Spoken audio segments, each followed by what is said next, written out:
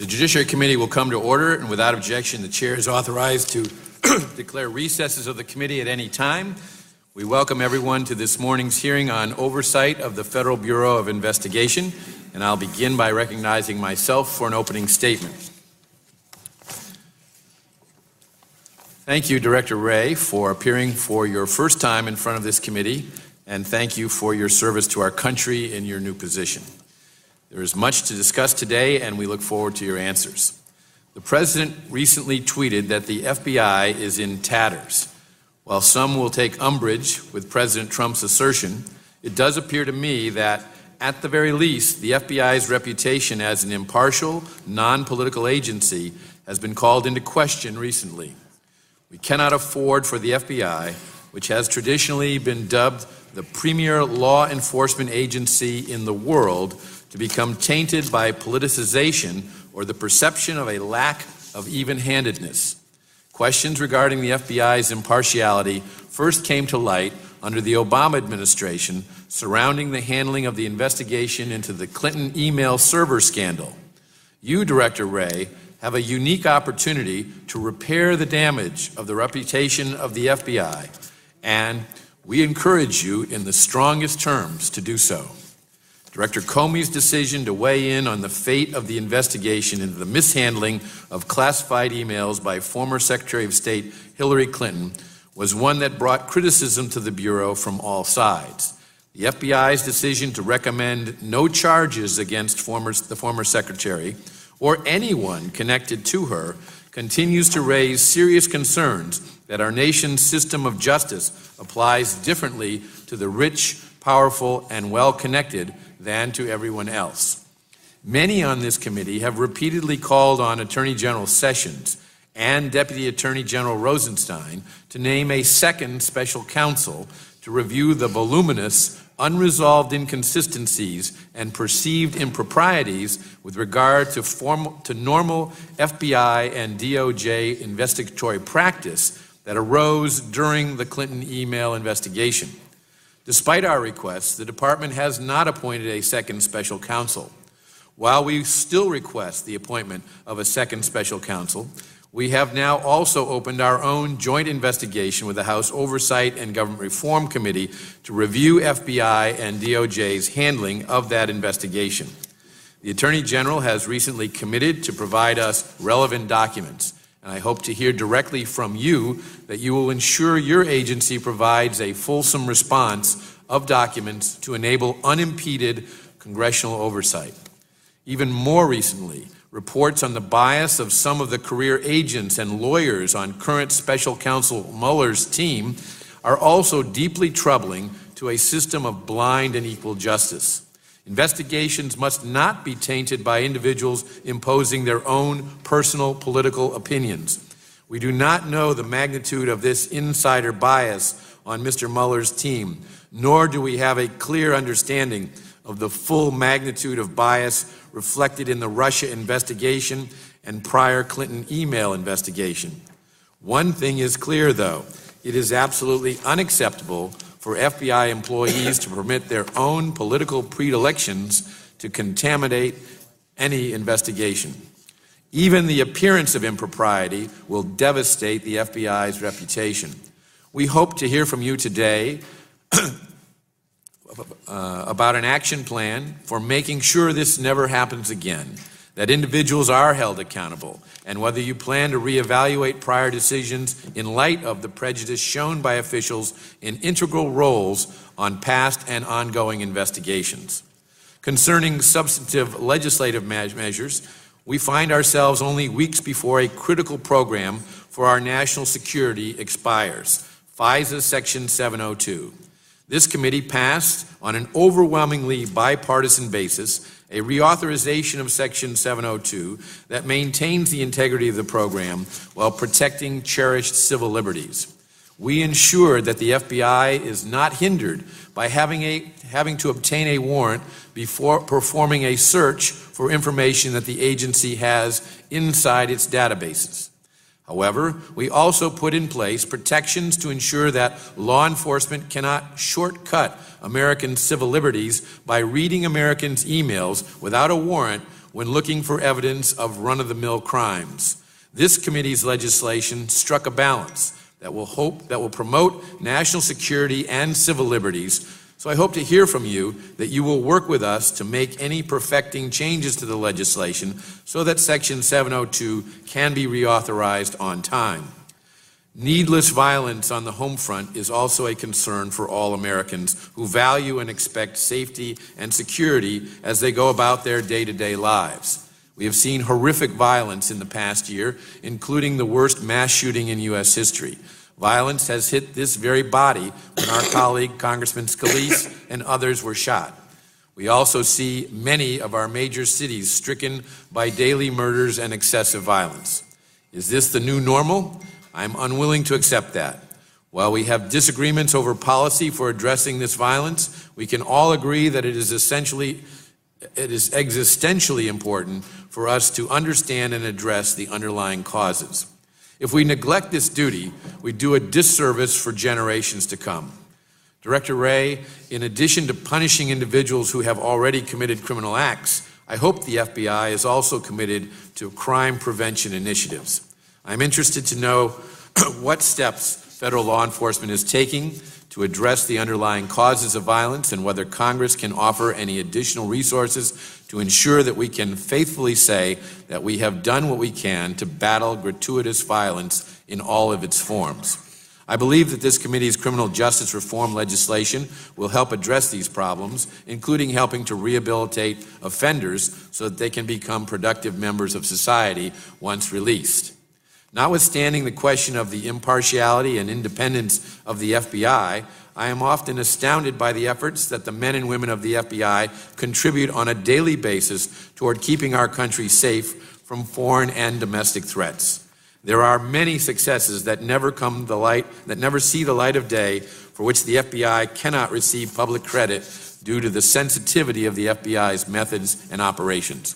We are truly grateful and hope that the line agents, analysts, and support staff of the FBI know that their jobs are sincerely appreciated and greatly valued. Again, Director Wray, thank you for appearing today, and I'll now yield to the ranking member of the committee, the gentleman from New York, Mr. Nadler, for his opening statement. Thank you, Mr. Chairman, and welcome to the House Judiciary Committee, Director Wray. Earlier this week, in a message to your agents and employees, you gave us your vision of what the FBI is supposed to be. Quote, "We find ourselves under the microscope each and every day, and rightfully so. We do hard work for a living. We are entrusted with protecting the American people and upholding the Constitution and laws of the United States.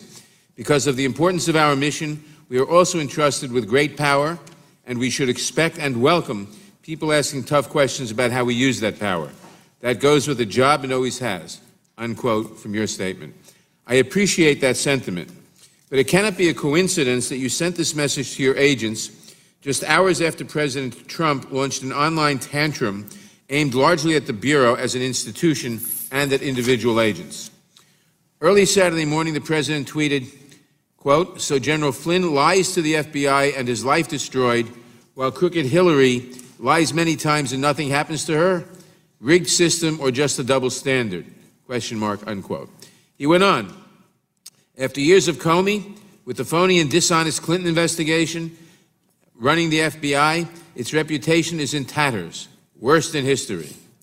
These outbursts exemplify two key characteristics of the administration: a cheapening and coarsening of our dialogue, and baseless but entirely predictable political attacks against Hillary Clinton, political opponents, the Department of Justice, and the FBI. I fear that this demeaning language has infected much of our work here on this committee, and I suspect, Mr. Director, that many of my Republican colleagues will take a similar approach in attempting to shift the conversation away from questions they have largely ignored, like obstruction of justice, election security, and the rise in hate crimes. Indeed, I predict that these attacks on the FBI will grow louder and more brazen as the special counsel does his work and the walls close in around the president, and evidence of his obstruction and other misdeeds becomes more apparent. In this moment, Director Wray, your responsibility is not only to defend the Bureau, but to push back against the president when he is clearly wrong, both on the facts and as a matter of principle. When he says, quote, "The FBI person really reports directly to the President of the United States," unquote, it is your job to tell him that the Director of the FBI has reported to the Attorney General since the founding of the Bureau, and that presidents should not comment on pending cases. When he claims that you should focus on, quote, "Crooked Hillary," unquote, instead of his closest associates, or when my colleagues argue for a new special counsel to do the same, it is your responsibility to remind us that absent sufficient evidence of a crime, there is no investigation to which a special counsel can be assigned. And when he tells you that you need to, quote, "clean house," that your agents are, quote, "phony and dishonest," and that your, quote, "reputation," or the reputation of the Bureau, is in tatters, and, quote, "the worst in history," you should do more than send a private email to your employees. Your job then is to stand up to the President of the United States. As former Acting Attorney General Sally Yates has said, the only thing in tatters is the President's respect for the rule of law. The dedicated men and women of the FBI deserve better. Or as former Attorney General Eric Holder said, you'll find integrity and honesty at FBI headquarters and not at 1600 Pennsylvania Avenue right now. Or as Thomas O'Connor, president of the FBI Agents Association, said, the FBI continues to be the premier law enforcement agency in the world. FBI agents are dedicated to their mission. Suggesting otherwise is simply false, unquote. I'm curious if you think their defense of the Bureau is wrong or misplaced, and I hope you will address the matter in your testimony today. Your job requires you to have the courage in these circumstances to stand up to the President. That responsibility is far more than a matter of politics. There are real consequences for allowing the President to continue his attacks on the FBI and to continue unchecked in this manner. For example, FBI statistics released last month show a marked increase in the rise of hate crimes in the United States. Your data indicate 6,121 hate crimes against 7,615 victims last year alone. Last week, about 70 of our colleagues wrote to me and to Chairman Goodlatte asking us to, quote, "convene immediate hearings to determine what can be done to stem the tide," unquote, of this violence. I agree completely. This committee should address the matter without delay, and I ask that the letter I have be made a part of the record. Without objection, it will be made a part of the record. Thank you.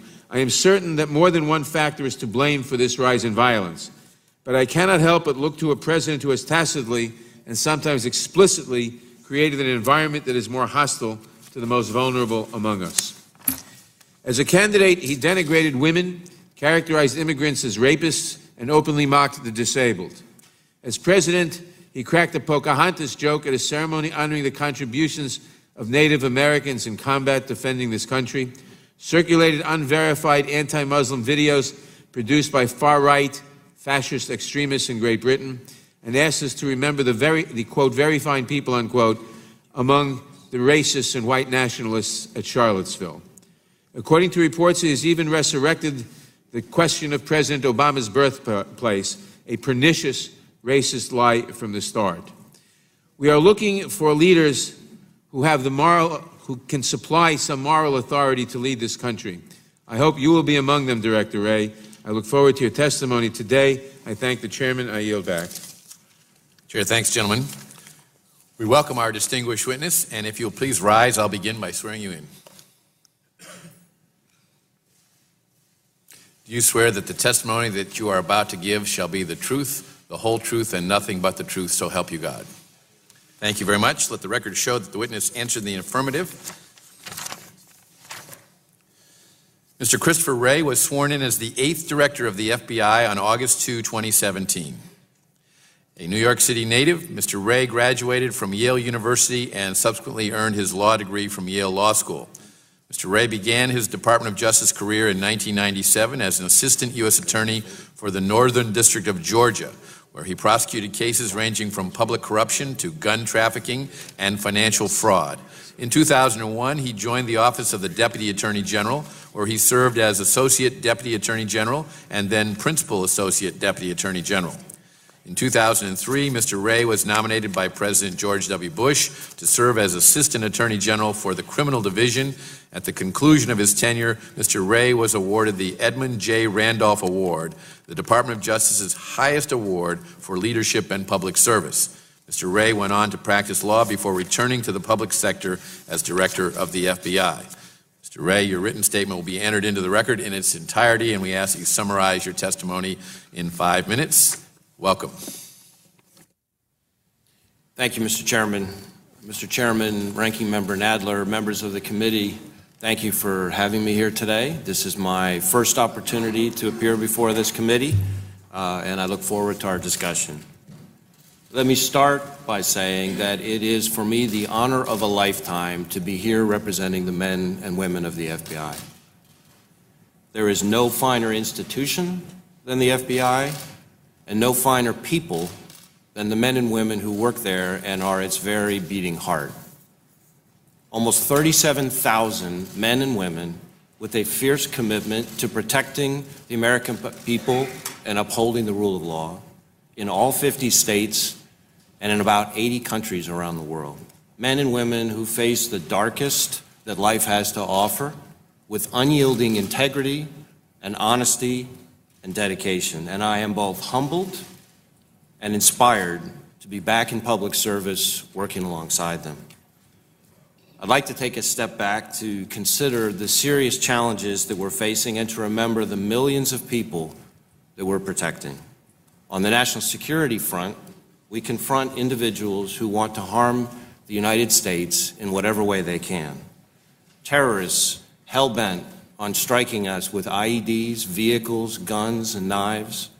For example, as we speak, the Bureau has about 1,000 active ISIS investigations in all 50 states. We have nation-states actively seeking our technology, our military secrets, our research and development to build their own economic process and prowess and to tear ours down. Cyber criminals who are using sophisticated means to infiltrate our systems and steal every piece of data that they can get their hands on. These threats are real, they are many, and they are a grave threat to all Americans. But for the people we serve, these are not the threats that they encounter the most in their everyday lives. Threats like violent crime and the national opioid epidemic impact everyday people trying to lead everyday lives. They don't want to have to worry about a terrorist driving a truck down a busy walkway. They don't want to worry about an active shooter opening fire on a crowded public gathering. And they certainly don't want to worry about whether their kids are safe from gangs and drug dealers and predators. We all need to be aware of the world around us and of the threats we face. But we in the FBI are trying to do everything we can to make sure that the American people can go about living their lives while we focus on trying to keep them safe. I'd like to highlight just a couple recent investigations that illustrate just a small part of our work, together with our law enforcement partners and our colleagues in the Justice Department. In October, through Operation Cross Country, which the FBI conducted in 44 states and the District of Columbia, we arrested 120 sex traffickers and recovered 84 sexually exploited juveniles, including a 3-month-old girl and her 5-year-old sister, who were recovered from a family friend who was trying to sell them for sex for $600. And through our Top 10 Most Wanted Fugitives program, we have apprehended, just in the last couple of years, 10 of the most particularly dangerous offenders. In August, late August, we were able to work with our Mexican counterparts to capture Luis Macedo, a gang member charged with first-degree murder for beating, then shooting, and then setting on fire a 15-year-old boy in Illinois who refused to show a gang sign. And then earlier this year, the pressure of being added to our top 10 list led fugitive Robert Van Wees to turn himself in to FBI agents in Texas for the 1983 murder of a young woman with a 1-year-old daughter. For 33 years, that little girl, now all grown up, had hoped and prayed for his arrest, and he was finally captured on her birthday. Now, cold comfort, I suspect, but we hope that his capture provides some measure of peace and justice to her. The work that we do is not easy, to put it mildly, but the FBI is mission-focused and passionate about the work we do. We are determined to be the very best at protecting the American people and upholding the rule of law, and I, for one, could not be more proud to be part of it. I want to thank you, this committee, for your support. We could not do what we do without the funding that you all help us secure, without the investigative tools and authorities that you granted us, including, as you noted, Mr. Chairman, Section 702 of the Foreign Intelligence Surveillance Act, which is at risk and set to expire very soon. We need every tool and every authority we've got to keep people safe and to pursue justice. And as always, we're committed to using those authorities lawfully and appropriately for the good and protection of the American people. So thank you for having me here today, and look forward to your questions. Thank you, Director Wray. I'll begin by recognizing myself for questions. Mr. Director, I'm sure you're aware of the recent media reports indicating that Peter Strzok, who is a special agent at the FBI, changed the words grossly negligent to extremely careless in former Director Comey's statement closing the Clinton investigation. Are you aware of that? I've heard some of the same information you have. Great. Do you know by chance what the criminal intent standard is under the Espionage Act, in particular 18 U.S.C. 793F? I haven't studied the statute recently, but I believe it's gross negligence. That's right. It is gross negligence. So would it be accurate to say that a senior FBI official changed the wording of the director's statement to ensure that Secretary Clinton was not liable under the Espionage Act? Well, Mr. Chairman, as you may know, the handling of the investigation into Secretary Clinton is currently the subject of an outside independent investigation by the Inspector General, and I think it would not be appropriate for me to speculate about what the Inspector General will or will not find. That is probably appropriate, but it's still not at all inappropriate to ask you to draw a legal conclusion about a standard in the law that was changed in a statement that your predecessor put out as a justification for closing the investigation of the former Secretary of State. Well, as I said, Mr. Chairman, I believe the standard is gross negligence. I leave it to others to conclude whether extremely careless and gross negligence are the same thing. But I will say that the particulars of the investigation and the decisions that were made and whether or not it was handled appropriately is, as I think it should be, the subject of an outside independent investigation by the Inspector General. And I look forward to his findings, as I'm sure the committee does as well. In July of 2016, the State Department revealed that former Secretary of State Hillary Clinton exchanged on her unsecured private server nearly 24 top-secret emails with 3 State Department officials. The classification top secret means, in part, the unauthorized disclosure of which reasonably could be expected to cause exceptionally grave damage to national security. Can you explain to the American people how the FBI could not be investigating actions taken by individuals like those named in 2016, Jacob Sullivan, Cheryl Mills, William Burns, that threatened grave damage to the national security? Well, as I said, Mr. Chairman, the handling of the investigation and whether or not, in particular, whether or not decisions made in that investigation were the product of any improper considerations is precisely what the outside independent Inspector General is investigating. And when we get his findings, I will look and see what appropriate action we can take at the FBI in response to that. Can anyone on this committee set up a private server now and conduct classified business on it, since not a single person has been prosecuted or held accountable for the Clinton email investigation? No. Thank you. Director Wray, what are you doing to ensure that the top ranks of the Federal Bureau of Investigation are cleared of individuals who are tainted by bias or those who have exhibited indiscretion by failing to demonstrate the integrity Americans expect from their top law enforcement officials? Well, the first thing I'm doing is respecting the outside independent investigations that are underway. My preference is to be one of these people who is not a act first and ask questions later kind of guy, but an ask questions first and then act kind of guy. And so I think these matters are being looked at, as they should be, by somebody outside the FBI. And when those findings come to me, I will take appropriate action if necessary. In the meantime, I am emphasizing in every audience I can inside the Bureau that our decisions need to be made based on nothing other than the facts and the law and our rules and our processes and our core values, and not based on any political considerations by any side of the aisle. Thank you. Does the FBI obtain a warrant before accessing and reading Americans' email? It depends on the situation, but yes. So can you explain why you obtain a criminal search warrant before reading an email of someone under investigation for a crime?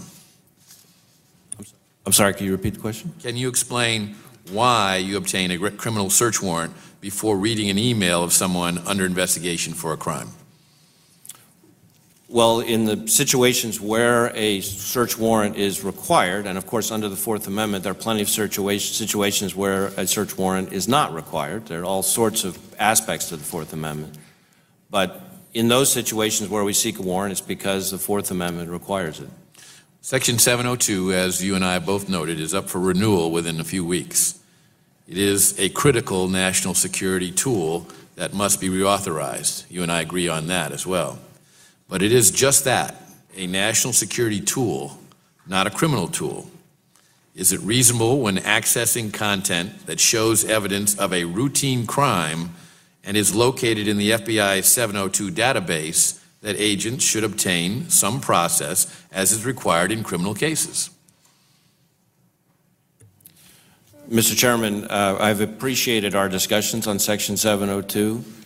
My own view is that Section 702, as currently drafted, which is the view shared by the courts that have looked at the question, is fully constitutional and lawful. And I would say to you that our handling of querying of the information in the 702 database is querying of information that is already lawfully and constitutionally in the FBI's possession and is most useful at the earliest stages when information is coming in fragments, and the Bureau is trying to make assessments of what do we have, is this a real threat, where is this going? And I would implore the committee and the Congress not to begin rebuilding the wall that existed before 9/11. Well, thank you. My time's expired, but I will add that we share that concern as well, and that's why we have drawn a clear distinction between national security and solving domestic crimes. And when it comes to the query, we allow that to move forward. But when you then find that there's something related to the investigation of a domestic crime, then you should go ahead and get a search warrant. And we've protected the FBI's ability to access that database for the purpose of a query. But then if you're going to take it further and actually read the contents of the emails, if they're national security, go right ahead, because you may be stopping a terrorist attack. But if you're solving a domestic crime, whatever it might be, then I think you need to respect the civil liberties of American citizens and get a warrant. I now recognize the gentleman from New York, Mr. Nadler, for his questions. Thank you. Let me say prior to my statement that I totally agree with the chairman in his observations on 702 and on the distinctions we made in our bill between national security and counterintelligence operations on the one hand and investigations of domestic crimes on the other, where you should get a warrant, where you'd normally need a warrant. Director Wray, I'd like to ask you for your help putting the events of the last few days into context. To set the stage, over the summer, in an interview with the New York Times, President Trump stated, quote, "When Nixon came along, out of courtesy, the FBI started reporting to the Department of Justice. But the FBI person really reports directly to the President of the United States," close quote. Director Wray, you have one direct report to the executive branch. To whom do you directly report? I directly report to the Deputy Attorney General, who then reports to the Attorney General. Thank you. Has President Trump ever asked you to sidestep the chain of command and report directly to him? No. Also, over the summer, former Director Comey testified that during a private dinner, President Trump told him, quote, "I need loyalty. I expect loyalty." Has President Trump ever asked you for loyalty? I have never been asked by the President to take any kind of loyalty oath. My loyalty is to the Constitution, to the laws of this country, and to the good men and people of America. Thank you.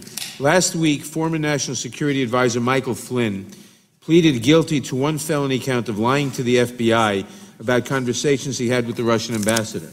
I would like to put President Trump's initial Twitter reaction up on the screen. I won't read it, but I will simply say he claims here to have known that General Flynn committed a crime at the time General Flynn was fired. There's some controversy as to whether the president actually wrote this tweet. The White House later claimed that it came from the president's private attorney, but I'm not sure that it matters who wrote it, given the Department of Justice's litigating position that these tweets are, quote, official statements of the President of the United States, close quote. A few clarifying questions, Mr. Director. In your experience at the Department of Justice, have you ever prosecuted a case involving a charge of obstruction of justice? Yes. And sections 1503, 1505, and 1512 of Title 18 make it a crime if someone corruptly, quote, obstructs, influences, or impedes any official proceeding, close quote. What does it mean to corruptly obstruct, influence, or impede an official proceeding? Congressman, that would require me to get into kind of a legal discussion. It's been a while since I've looked at the case law on the subject. I do know, have somebody who's been both a line prosecutor and a senior Justice Department official and a defense attorney, that sometimes the language of that statute can be trickier than folks at first appreciate. Fair enough. And I'm glad you're respecting the fact that I only have 5 minutes. Does obstruction of justice require specific intent? In other words, does a prosecutor have to establish that the defendant had knowledge of the official proceeding and intended to obstruct it? Sitting here right now, Congressman, I don't remember the specifics of exactly what the intent requirement is. Okay, so you can't say if it matters that a suspect, well, does it matter that a suspect has knowledge of a crime when he attempts to wave off criminal investigators? In other words, if a suspect has knowledge of a crime and he attempts to wave off criminal investigators, does that constitute obstruction of justice? Well, certainly the defendant's knowledge and state of mind and intent is a critical element of the offense. Okay. Later that day, the president tweeted this claim that we'll put up there. And in effect, he accuses former Director Comey of giving false testimony.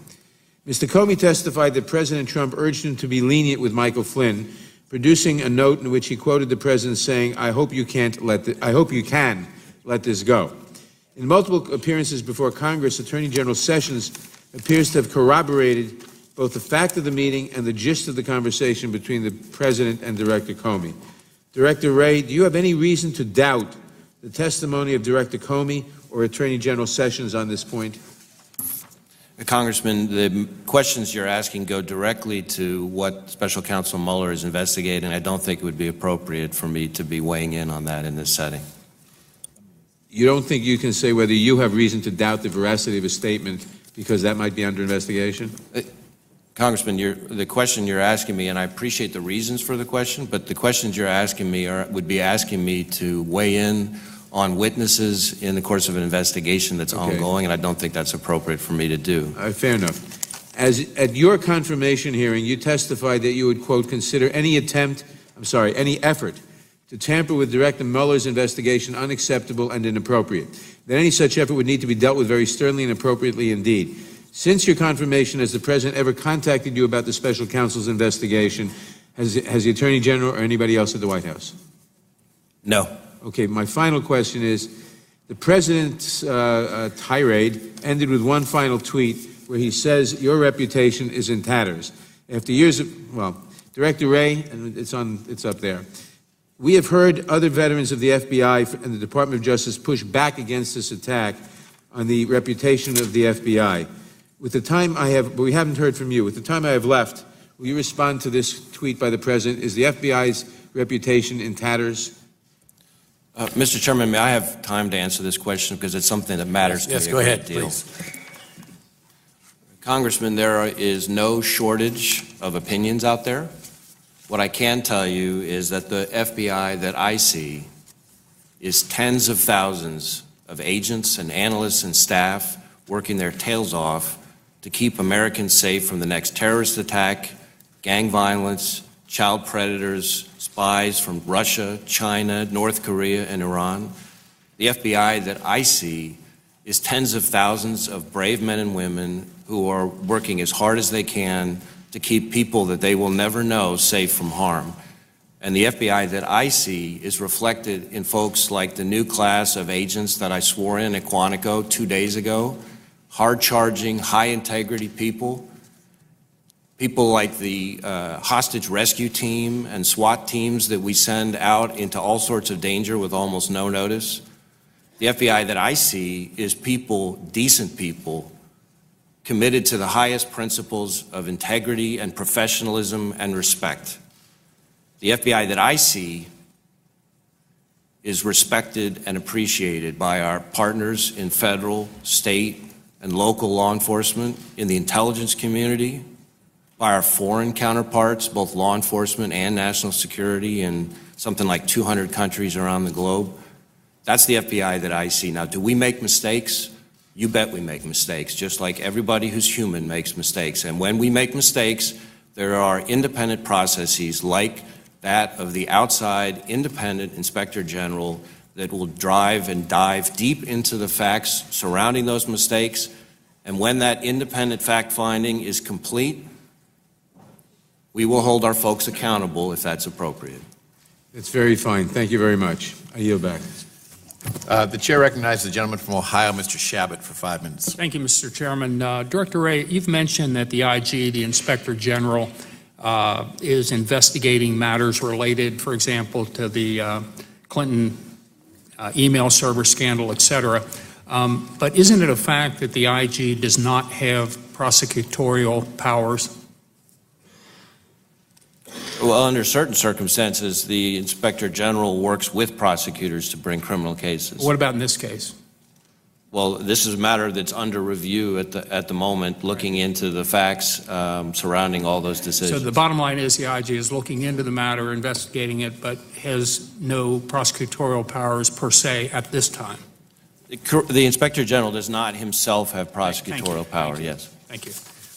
The President of the United States, as the chairman mentioned, recently expressed the opinion that the FBI's reputation was, quote, in tatters, unquote. Now, as someone who sat on this committee, the Judiciary Committee that has oversight of the Justice Department and the FBI for over 20 years now, such a statement is, at least at first, shocking. But when you look at a few facts, it's understandable why the President might make such a statement. A former head of the FBI, Robert Mueller, is put in charge of an important investigation, and who does he pick to be on his team? Well, you'd want people who are experienced and smart and, most importantly, unbiased. Because whatever you do, the result is going to be second-guessed. One side or the other is going to be dissatisfied, critical. So above all things, they've got to at least appear to be fair and unbiased. So who does Mueller pick? He picked 16 attorneys. 9 of the 16, more than half, have given money to the Obama campaign or the Clinton campaign or both. And nobody has given a cent to Donald Trump or his campaign. Does that show a lack of bias? Does that show fairness? I think the American people can decide that for themselves. And perhaps even more shocking, we recently learned that one of those supposedly unbiased investigators on the Mueller team was a guy named Peter Strzok.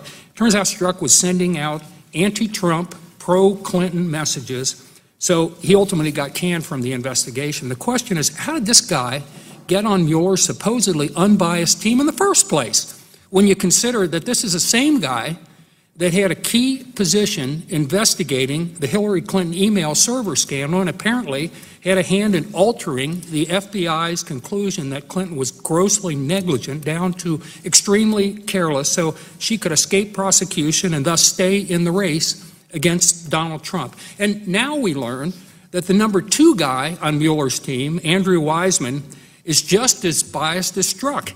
He made an anti-Trump communication to the since-fired Sally Yates, and the depths of this anti-Trump bias on the Mueller team, it just goes on and on. It's absolutely shocking. Director Wray, I know all this took place before you took the helm at the FBI, but none other than the President of the United States has said that an organization that most Americans, including myself, hold in the highest esteem, the FBI, is in tatters. What can you do, what will you do to restore confidence in the premier law enforcement agency in the world? Congressman, I appreciate the question and the reason for the question. It goes to the heart of whether or not the Bureau is following its processes and the rules and the guidelines and adhering to the independence and objectivity and professionalism that we all come to expect and respect from the FBI. And I think the best way that I can validate the trust of the American people in the FBI is to ensure that we bring that same level of professionalism and integrity and objectivity and adherence to process in everything we do. As I said at the beginning, I think it is important that we not jump first and ask questions later. So the second thing that I think can be done is when there are fair questions to be asked about things like whether or not some of the decisions made in the 2016 investigation were handled appropriately or were subject or based on any kind of improper considerations, rather than have the FBI investigate itself, having an outside inspector general do the investigation and report to all of us on the findings, I think is one of the best things I can do. And then based on that information, I won't hesitate to take appropriate action based on what it is he finds.